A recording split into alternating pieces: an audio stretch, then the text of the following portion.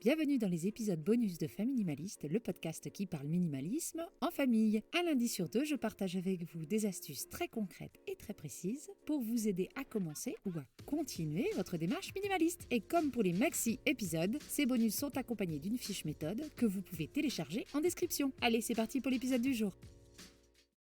Ça y est, le mois de décembre arrive à pas de géant et qui dit décembre dit tradition en tout genre, dont celle du calendrier de l'Avent. Et si vous venez de commencer votre démarche minimaliste, il se peut que l'idée de faire entrer des babioles dans la maison vous stresse. Je compatis.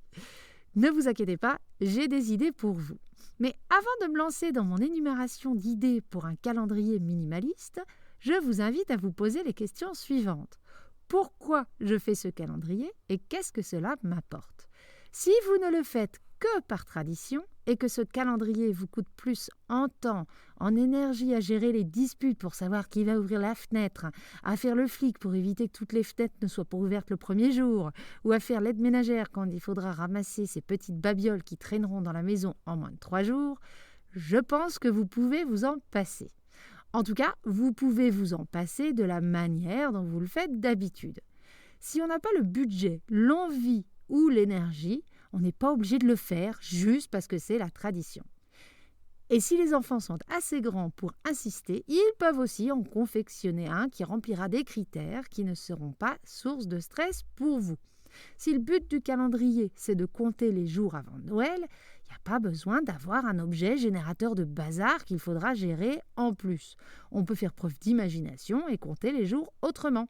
Si le but c'est de manger du chocolat tous les jours, pas besoin d'un calendrier. Pour ça, on achète une boîte de beaux chocolats. Il faut avouer que ceux des calendriers généralement sont pas terribles. Au moins, quand on a une boîte de chocolat, ils sont bons. Ils sont pas emballés individuellement.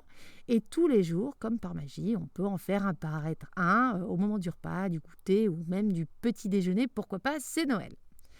Si vraiment vous voulez en faire un, parce que ça vous apporte de la joie de voir les enfants ouvrir les petites fenêtres ou de découvrir une surprise tous les jours, et que vous ne voulez pas de choses matérielles ou peu dedans, voici quelques idées qui pourraient vous aider à créer votre calendrier minimaliste personnalisé. Si vous ne voulez pas vous lancer dans un truc trop compliqué, vous pouvez mettre chaque idée sur un bout de papier, le tout dans un pot de confiture vide évidemment, et tous les jours vous en tirez un. Alors, c'est parti pour des idées d'activités à faire. Je les reprends dans la fiche méthode en description de l'épisode. Attention, je l'ai fait version liste. Il n'y en a pas tout à fait 24. On peut faire un petit déjeuner, mais le soir. Une soirée jeux vidéo en famille. On peut commander à manger. On peut faire une nuit camping dans le salon. On peut faire une soirée ou une journée déguisée. On peut fabriquer soi-même des chocolats. On peut faire une soirée crêpes.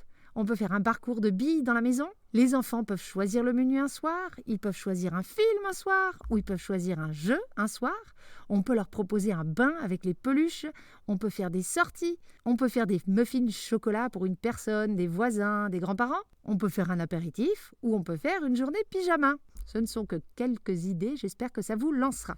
Et si vous voulez vraiment des choses matérielles, vous pouvez penser à des choses pratiques qui feront plaisir car elles sortent un petit peu de l'ordinaire. Alors là, j'ai un petit peu moins d'idées, mais je peux penser à par exemple un shampoing qui sent bon, une crêpe pour le corps, on peut choisir une nouvelle décoration de Noël pour le sapin, on peut avoir de nouveaux crayons de couleur parce que les vieux sont fichus, on peut acheter une bouteille de sirop. L'idée, c'est d'acheter des choses du quotidien, peu chères, mais peut-être de monter un petit peu en gamme par rapport à ce qu'on achète d'habitude. J'espère que ces idées vous inspireront. N'hésitez pas à partager vos idées avec nous sur la page Instagram du podcast. Le lien est en description.